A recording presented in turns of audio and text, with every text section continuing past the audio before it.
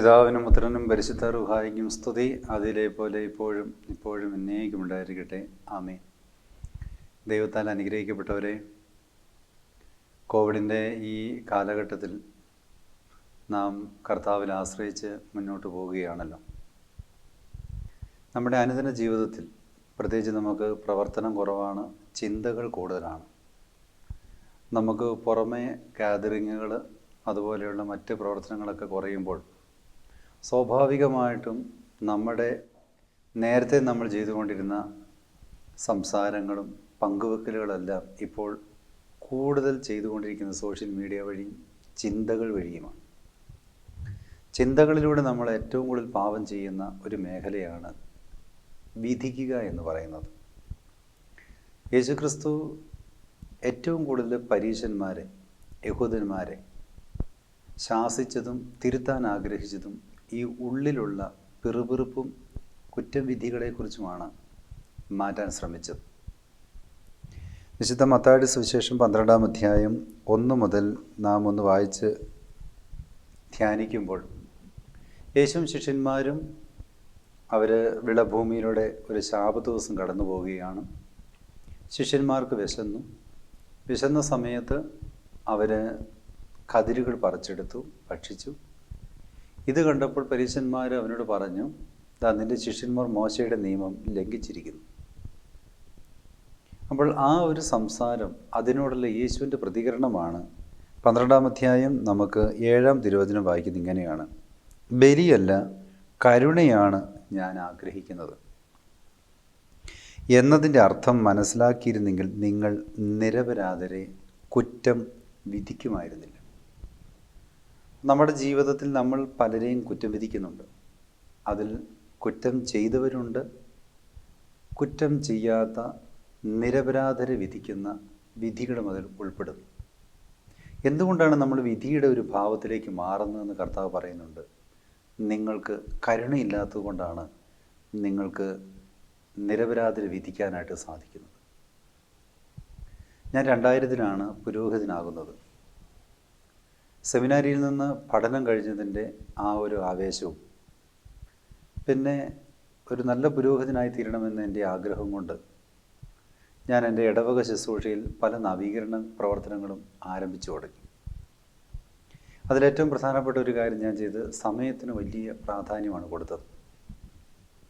പള്ളിയിൽ കമ്മിറ്റി തുടങ്ങുന്ന സമയം, പള്ളിയിൽ സൺഡേ സ്കൂൾ തുടങ്ങുന്ന സമയം, പള്ളിയിലെ പ്രസംഗം, വിശുദ്ധ കുർബാനയുടെ സമയം, ഇതിനൊന്നും ഒരു വിട്ടുവീഴ്ചയുമില്ലാതെ ഞാൻ മുന്നോട്ട് പോവുകയാണ്. അപ്പോൾ എൻ്റെ ഒരു പുതിയ ഒരു ട്രാൻസ്ഫർ വന്നു. ഞാനൊരു ദേവാലയത്തിലേക്ക് കടന്നപ്പോൾ അവിടെ പള്ളിയുടെ പണിയുമായി ബന്ധപ്പെട്ട കുറച്ച് കാര്യങ്ങളാണുള്ളത്.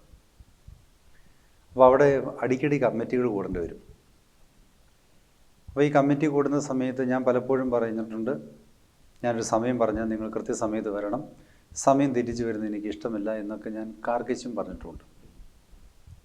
അടിയന്തരമായൊരു കമ്മിറ്റി വിശുദ്ധ കുർബാന കഴിഞ്ഞ് കൂടണം. സമയം 10:30-ക്കാണ്. കുർബാന ഒരു 9:30 ആയപ്പോൾ കഴിഞ്ഞു. എല്ലാ ശുശ്രൂഷകളെല്ലാം കഴിഞ്ഞിട്ട് 10:30-ക്ക് കമ്മിറ്റി കൂടാൻ പറ്റും. അപ്പം ഞാൻ പറഞ്ഞു 10:30-ക്ക് നമുക്ക് കമ്മിറ്റി കൂടണം, എന്തെങ്കിലും ബുദ്ധിമുട്ട് ആർക്കെങ്കിലും ഉണ്ടോ എന്ന് ചോദിച്ചു. അപ്പോൾ ആർക്കും ബുദ്ധിമുട്ടില്ലെന്ന് പറഞ്ഞു. 10:30-ക്ക് കമ്മിറ്റി കൂടാൻ തീരുമാനമെടുത്തു. അതിനുള്ള ക്രമീകരണങ്ങളെല്ലാം ചെയ്തപ്പോൾ ആ പള്ളിയിലെ ഒരു സ്ഥിരം കമ്മിറ്റി അംഗമാണ്, മുൻ ട്രസ്റ്റി സെക്രട്ടറിയാണ്, ദേവാലയമായിട്ട് നല്ല ബന്ധമുള്ളൊരു വ്യക്തിയാണ്. പക്ഷേ ഇപ്പം ഇച്ചിരി പ്രായമൊക്കെ ആയി. ആ വ്യക്തി എന്നോട് വന്നിട്ട് പറഞ്ഞു, അച്ഛാ, എനിക്ക് 10:30-ക്ക് വരാൻ പറ്റത്തില്ല, 11 മണിക്ക് അല്ലെങ്കിൽ അതിന് ശേഷമേ കമ്മിറ്റി വെക്കാൻ പറ്റത്തുള്ളൂ. അപ്പോൾ ഞാൻ ഈ മനുഷ്യൻ്റെ ആ ഭാവവും ആ സംസാരമൊക്കെ കേട്ടപ്പോൾ ഞാൻ പറഞ്ഞു, ഞാനാണ് പള്ളിയുടെ വികാരിയെങ്കിൽ ഞാൻ 10:30-ക്ക് പറഞ്ഞിട്ടുണ്ടെങ്കിൽ ചെയ്തിരിക്കും. ചേട്ടന് സൗകര്യമുണ്ടെങ്കിൽ വന്നാൽ മതി, എനിക്കൊരു നിർബന്ധമില്ലെന്ന് പറഞ്ഞു. അച്ഛാ, അങ്ങനെ പറയരുത്, എനിക്കും ആഗ്രഹമുണ്ട് പള്ളിയുടെ കമ്മിറ്റിയായിട്ട് ബന്ധപ്പെട്ട് പള്ളിയുടെ ശുശ്രൂഷ ചെയ്യണമെന്നും ദേവാലയത്തിൻ്റെ പണിയിൽ സഹകരിക്കണമെന്നും ആഗ്രഹമുണ്ട്. പക്ഷേ എനിക്ക് 10:30-ക്ക് വരാൻ പറ്റത്തില്ല, അച്ഛനത് മാറ്റി വെച്ചേ മതിയാവും. ഞാൻ മറ്റ് കമ്മിറ്റി അംഗങ്ങളോട് ചോദിച്ചപ്പോൾ അവരെല്ലാം 10:30-ക്കാണ് കൺവീനിയൻറ്റ്, ഈ ചേട്ടന് മാത്രമേ 11. ഞാൻ പറഞ്ഞു, ചേട്ടൻ ഒരാൾക്ക് വേണ്ടിയിട്ട് ഇത്രയും സമയം മാറ്റാൻ എന്നെക്കൊണ്ട് പറ്റത്തില്ല, ഞാൻ 10:30-ക്ക് കമ്മിറ്റി തുടങ്ങും. ഏതായാലും ഞാൻ അന്ന് 10:30-ക്ക് തന്നെ കമ്മിറ്റിയൊക്കെ തുടങ്ങി. കമ്മിറ്റിയിൽ കാര്യങ്ങളൊക്കെ ക്രമീകരണമൊക്കെ നടത്തി. ഒരു 11:15 ആ ചേട്ടൻ വന്നു. അദ്ദേഹം കാര്യങ്ങളൊക്കെ മനസ്സിലാക്കി. പ്രത്യേകിച്ചൊന്നും പ്രതികരണങ്ങളൊന്നും നടത്തിയില്ല. ഞങ്ങൾ പള്ളിയുടെ പണിയുമായി ബന്ധപ്പെട്ട മീറ്റിംഗ് ആയതുകൊണ്ട് അല്പസമയം നീണ്ടുപോയി. ഏതായാലും ഒരു 11:45 കമ്മിറ്റി എല്ലാം കഴിഞ്ഞു. ഞങ്ങൾ ദേവാലയത്തിൽ പിരിഞ്ഞു. ഞാൻ പോകുന്ന സമയത്ത് തിരിച്ച് വീട്ടിലേക്ക് പോകുമ്പോൾ ഞാൻ നേരത്തെ പറഞ്ഞ ഈ കമ്മിറ്റി അംഗം, അദ്ദേഹം പള്ളിയുടെ തൊട്ടടുത്താണ്. ഞാൻ പറഞ്ഞൊരു വാക്കിനൊരു മുറിവായി തീർന്നിട്ടുണ്ടോ, എൻ്റെ ഒരു കാർക്കശ്യം, എൻ്റെ ഒരു നിലപാട് ഞാൻ പറഞ്ഞത് വല്ല വേദനയായി തീർന്നിട്ടുണ്ടോ എന്നറിയാൻ തക്കവണ്ണം എനിക്കൊരു മനസ്സിനൊരു വിഷമം. അപ്പം ഞാൻ ആ വിഷമം തീരാൻ തക്കവണ്ണം ഞാൻ ആ വ്യക്തിയുടെ വീട്ടിലേക്ക് കടന്നു, കമ്മിറ്റിക്കാരൻ്റെ വീട്ടിലേക്ക് കടന്നു. അദ്ദേഹം കമ്മിറ്റി കഴിഞ്ഞിട്ട് ബാക്കി ഭക്ഷണത്തിൻ്റെ കാര്യങ്ങളെല്ലാം ക്രമീകരിച്ച് ഭക്ഷണം കഴിക്കാൻ വേണ്ടി ഒരുങ്ങുമ്പോഴാണ് ഞാൻ കടന്നു വരുന്നത്. എന്നോട് ചോദിച്ചാൽ അച്ഛാ ഭക്ഷണം കഴിക്കുന്നു? ഞാൻ പറഞ്ഞു എനിക്ക് ഭക്ഷണം വേണ്ട, ഞാൻ ഭക്ഷണമൊക്കെ കഴിച്ചു, ഞാൻ ഓക്കെയാണ്. എന്നാലും ചേട്ടാ ഞാൻ ആ സമയത്ത് 10:30 വരുന്നു പറഞ്ഞ് നമ്മളെല്ലാവരുടെയും സമയമൊക്കെ നോക്കണ്ട്, ചേട്ടൻ മാത്രം ഇങ്ങനെ ഉഴപ്പുന്നത്. പലപ്പോഴും സമയം പറയുമ്പോൾ ചേട്ടൻ ഇങ്ങനെ മാറി മാറി പോകുമ്പോൾ എനിക്കൊരു വിഷമമുണ്ട്. എന്നാൽ ഞാൻ എൻ്റെ ഭാഗം ഇങ്ങനെ നീതീകരിക്കാൻ വേണ്ടി ഞാനിങ്ങനെ പറഞ്ഞുകൊണ്ടിരിക്കും. അപ്പോൾ ആ മനുഷ്യൻ എന്നോട് നേരെ കൈ കൂപ്പിയിട്ട് പറഞ്ഞു, അച്ഛൻ ക്ഷമിക്കണം, ഞാൻ അച്ഛൻ്റെ പൗരോഹിത്യത്തെയോ അച്ഛൻ്റെ സംവിധാനത്തെയോ തകർക്കാൻ വേണ്ടിയിട്ടല്ല ഞാനങ്ങനെ പറഞ്ഞത്. എനിക്ക് അച്ഛനറിയാലോ, എനിക്ക് 3 മക്കളാണുള്ളത്.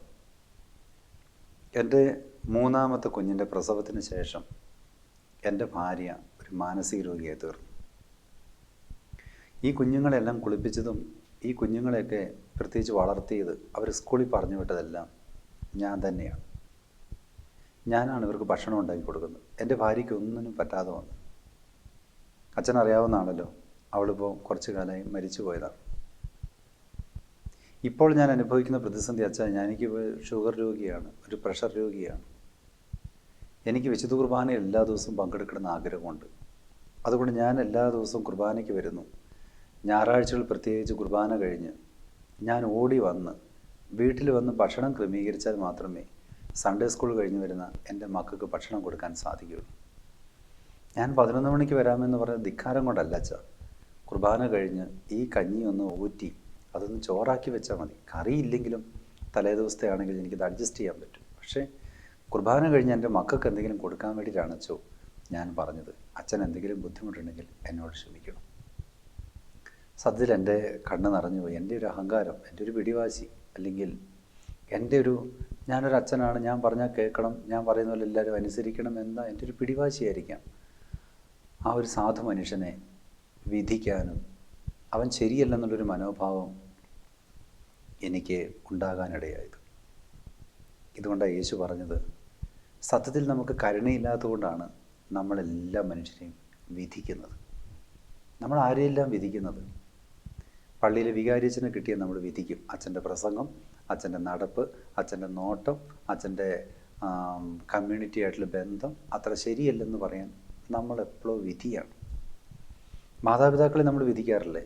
അപ്പൻ ശരിയല്ല, അപ്പൻ്റെ കാഴ്ചപ്പാട് ശരിയല്ല, അപ്പൻ്റെ മക്കളോടുള്ള ബന്ധത്തിൽ അത് തരംതിരിവാണ്, വേർതിരിവാണ്, ചേരിതിരിവാണ്, വിധിക്കാറില്ലേ?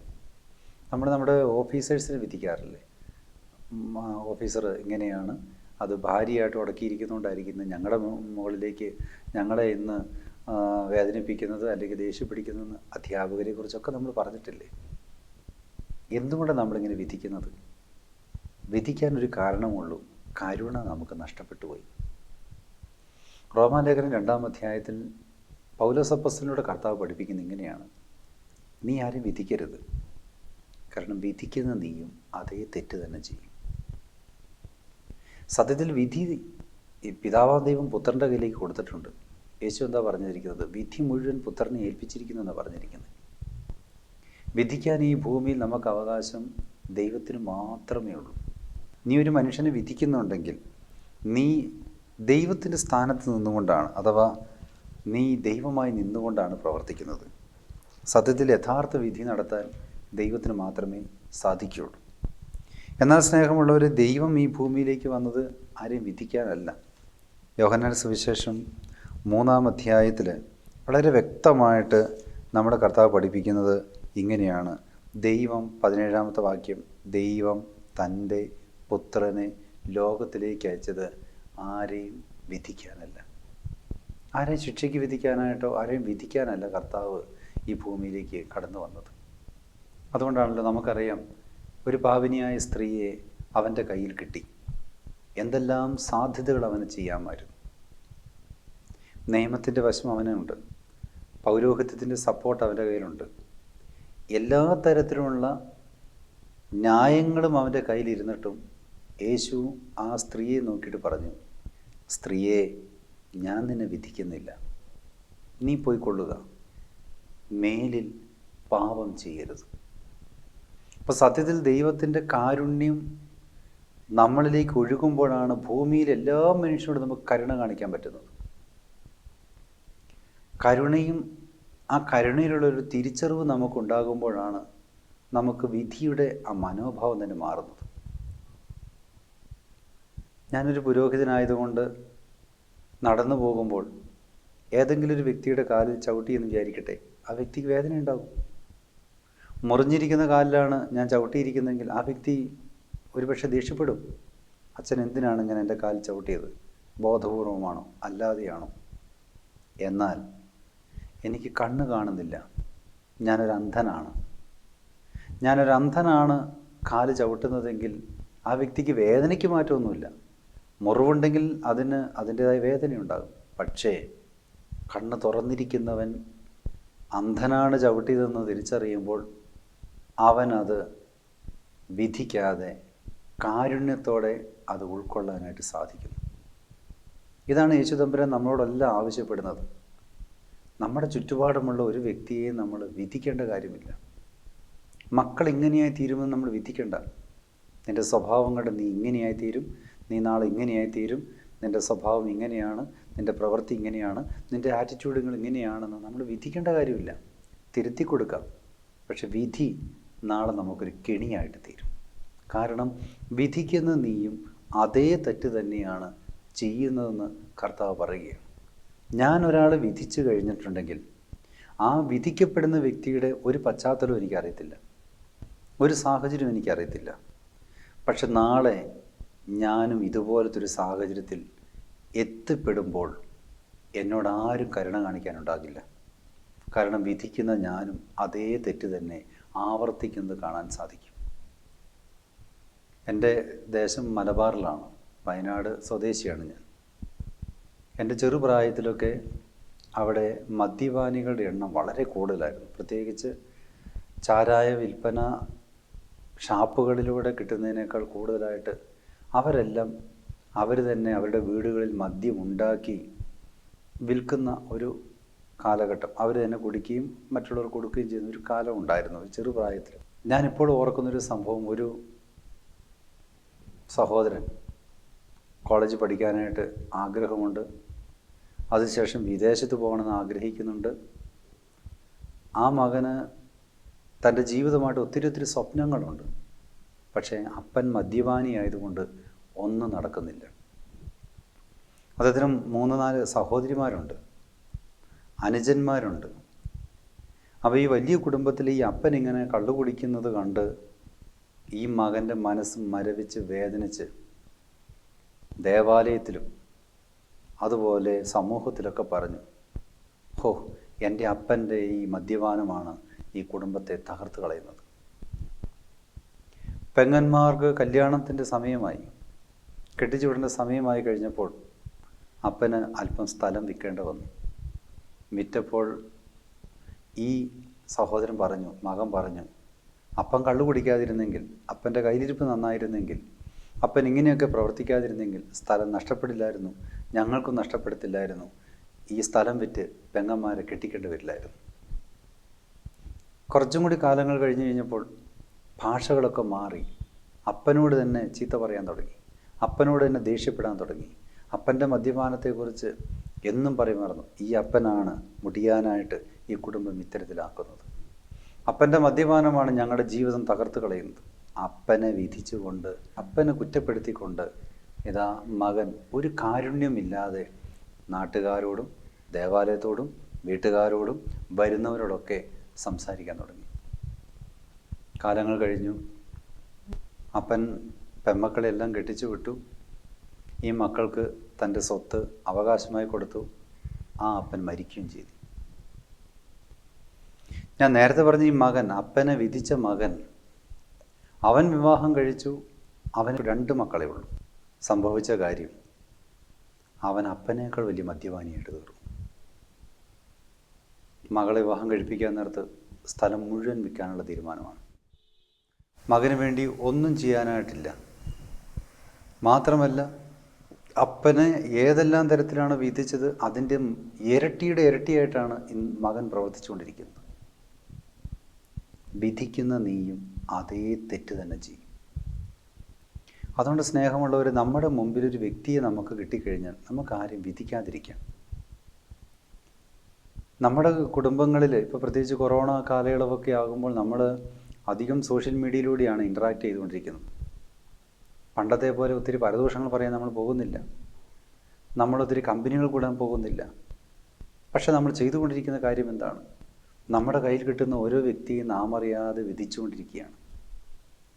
നാം അറിയാതെ അവരുടെ ജീവിതത്തെ നമ്മൾ വിലയിരുത്തിക്കൊണ്ട് നമ്മളതിനെ കമൻ്റ് അടിച്ചുകൊണ്ട് നമ്മൾ ഓരോരുത്തരോട് പറയുകയാണ്. അപ്പനെക്കുറിച്ച് മക്കളോട്, മക്കളെക്കുറിച്ച് അപ്പനോട്, ബന്ധുക്കാരെക്കുറിച്ച് മറ്റുള്ളവരോട്, നമ്മുടെ അടുക്കിലേക്ക് വരുന്നവരെ നമുക്ക് മനസ്സിലാകാതെ നമ്മൾ വിധിക്കുന്നു.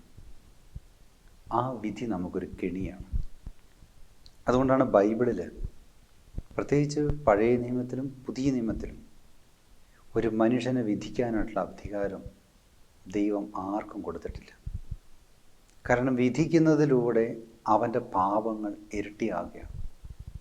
ഞാനൊരു വ്യക്തിയെ വിധിക്കുമ്പോൾ എൻ്റെ നാവ് ആ വിധിവാചകം പറയുമ്പോൾ എൻ്റെ നാവിലൂടെ ആ വിധിയിലൂടെ അവൻ്റെ പാപത്തിൽ ഞാൻ പങ്കുകാരാകുകയാണ് ചെയ്യുന്നത്. അതുകൊണ്ടാണ് റോമാലേഖനം 13-ാം അധ്യായത്തിലും ഈ വിധിയെക്കുറിച്ച്, മേലധികാരികളുമായിട്ടുള്ള വിധേയത്വത്തിൽ ഈ വിധിയെക്കുറിച്ച് പൗലോസ് അപ്പോസ്തലൻ പറയുന്നത്, അതിൽ വിശുദ്ധിയോടെ നിലകൊള്ളാനായിട്ട് ആവശ്യപ്പെടുന്നത്. നമ്മുടെ അനുദിന ജീവിതത്തിൽ നമുക്കാരെയും വിധിക്കാതിരിക്കാം. ദൈവം ആരെയും വിധിക്കുന്നില്ല. ദൈവം എപ്പോഴും നമ്മോട് പറയുന്നൊരു കാര്യം, നീ എൻ്റേതാണ്, നീ എൻ്റേതാണ്. അതിൻ്റെ അർത്ഥം യെശയ്യാ 43:1 പറയുന്ന വാക്കിതാണ്, നിന്നെ രൂപപ്പെടുത്തിയത് ഞാനാണ്, നിന്നെ സൃഷ്ടിച്ചത് ഞാനാണ്, നീ എൻ്റേതാണ്. നീ ഏത് ജീവിത സാഹചര്യത്തിലാണെങ്കിലും ഞാൻ നിൻ്റെ അപ്പനാണ്, നീ എൻ്റെ മകനാണെന്ന് പറയാൻ എനിക്കൊരു ബുദ്ധിമുട്ടുമില്ല. ഞാൻ ഒരിക്കലും നിന്നെ ഡീഗ്രേഡ് ചെയ്യത്തില്ല. എന്നാൽ ഞാൻ നിൻ്റെ അപ്പനാണെന്ന്, നീ എൻ്റെ ദൈവമാണെന്ന് ലോകത്തിൻ്റെ മുമ്പിൽ പറയാൻ നിന്നെക്കൊണ്ട് സാധിക്കുന്നുണ്ടോ? സഹോദരങ്ങളെ, ദൈവത്തിൻ്റെ ഈ കാരുണ്യത്തിൻ്റെ കണ്ണ് നമുക്ക് ലഭിക്കുമ്പോഴാണ് നമുക്ക് ദൈവപിതാവിൻ്റെ മനോഭാവത്തോടെ ലോകത്തെ സ്വീകരിക്കാൻ പറ്റുക. ഈ കാരുണ്യത്തിൻ്റെ കണ്ണുകൾ നമുക്ക് നഷ്ടപ്പെട്ട് കഴിയുമ്പോൾ അറിവിൻ്റെയും അതോടൊപ്പം തന്നെ നമ്മുടെ ബുദ്ധിയുടെ ആശ്രയങ്ങളിലേക്ക് നമ്മൾ വരും. അറിവുകളും അനുഭവങ്ങളും എല്ലാം ശരിയാകണം നിർബന്ധമില്ല. അറിവിൻ്റെയും അനുഭവത്തിൻ്റെയും പിന്നാലെ പോയതുകൊണ്ട് എല്ലാം നേരെയാകണമെന്നും നിർബന്ധമില്ല. അറിവിൻ്റെയും അനുഭവത്തിൻ്റെയും കൂടെ കാരുണ്യം കൂടി ഉണ്ടാകുമ്പോഴാണ് യഥാർത്ഥ തിരിച്ചറിവിലേക്ക്, യഥാർത്ഥ വിവേകത്തിലേക്ക് വരാൻ നമുക്ക് സാധിക്കുകയുള്ളൂ. യോഹന്നാൻ സുവിശേഷം 7-ാം അധ്യായം 24-ാം തിരുവചനം ഇതുകൊണ്ടാണ് കർത്താവ് പറഞ്ഞത്, പുറമേ നിന്ന് കാണുന്നതനുസരിച്ച് വിധിക്കാതെ നീതിയായി തന്നെ വിധിക്കുവിൻ. ഇവൻ തൊട്ടിരിക്കുന്നത് പാപികളെയാണല്ലോ, ഇവൻ സമീപിക്കുന്നത് ചുങ്കക്കാരെയാണല്ലോ. ഈ സ്ത്രീ ആരാണെന്ന് ഇവൻ തിരിച്ചറിഞ്ഞിരുന്നെങ്കിൽ എന്നുള്ള പരീക്ഷാ മനോഭാവങ്ങൾ യേശുവിൻ്റെ നേരെ ഉന്നയിച്ചപ്പോൾ യേശു പറഞ്ഞ വാക്കിതാണ്, കാരുണ്യത്തോടുകൂടി മനുഷ്യരെ കാണുക, മുൻവിധിയില്ലാതെ എല്ലാ മനുഷ്യരെയും ഉൾക്കൊള്ളുക. നമ്മുടെ ജീവിതത്തിൽ എല്ലാ തളർച്ചയ്ക്കും തകർച്ചയ്ക്കും കാരണം ഈ മുൻവിധികളാണ്. ഈ അടുത്ത ദിവസം ബൈബിളുമായി ബന്ധപ്പെട്ട് ഒരു വ്യക്തിയെ ഞാനൊന്ന് ഷെയർ ചെയ്യാനായിട്ടൊന്ന് വിളിച്ചു. ആ വ്യക്തിയോട് ഞാൻ ബൈബിൾ കൊടുത്തപ്പോൾ തന്നെ അദ്ദേഹം പറഞ്ഞു, എനിക്ക് ബൈബിൾ വേണ്ട, എനിക്കിതിലൊന്നും വിശ്വാസമില്ല, പൗരോഹിത്യത്തിൽ വിശ്വാസമില്ല, കൂദാശയിൽ വിശ്വാസമില്ല. സ്നേഹമുള്ളവരെ, ഇത്തരത്തിലുള്ള മുൻവിധികൾ നമ്മളുടെ ഉള്ളിൽ രൂപപ്പെട്ട് കഴിഞ്ഞാൽ നമുക്കെങ്ങനെ ദൈവത്തെ സ്വീകരിക്കാൻ പറ്റും? നഥാനയേലിനെ കുറിച്ച് കർത്താവ് പറഞ്ഞ ഇങ്ങനെയാണ്, അവന് കാപട്യമില്ലാത്തൊരു ഹൃദയമുണ്ട്, അതുകൊണ്ട് അവന് ക്രിസ്തുവിനെ കാണാനായിട്ട് സാധിച്ചു. നമുക്ക് സഹോദരനിൽ ദൈവത്തെ കാണാൻ സാധിക്കാത്തതിൻ്റെ കാരണം ഇതാണ്. സഹോദരനെ സ്നേഹിക്കുന്നവൻ ക്രിസ്തുവിനെ സ്നേഹിക്കുന്നു. അവൻ ദൈവത്തെ സ്നേഹിക്കുന്നു. കാണപ്പെടാത്ത ദൈവത്തെ സ്നേഹിക്കുന്നത് കാണപ്പെടുന്ന സഹോദരനെ സ്നേഹിച്ചുകൊണ്ടാണ്. എന്നാൽ ഈ മുൻവിധിയിലൂടെയും നമ്മുടെ ഈ മനോഭാവങ്ങളിലൂടെയും നമ്മൾ മനുഷ്യരെ കാണാൻ തുടങ്ങുമ്പോൾ സർവശക്തനായ ദൈവത്തെ സ്വീകരിക്കാൻ നമുക്ക് കഴിയാതെ പോകുന്നു. അതുകൊണ്ട് എൻ്റെ ജീവിതത്തിൽ എനിക്ക് കിട്ടിയവരെ ആരെയും വിധിക്കേണ്ട കാര്യമില്ല.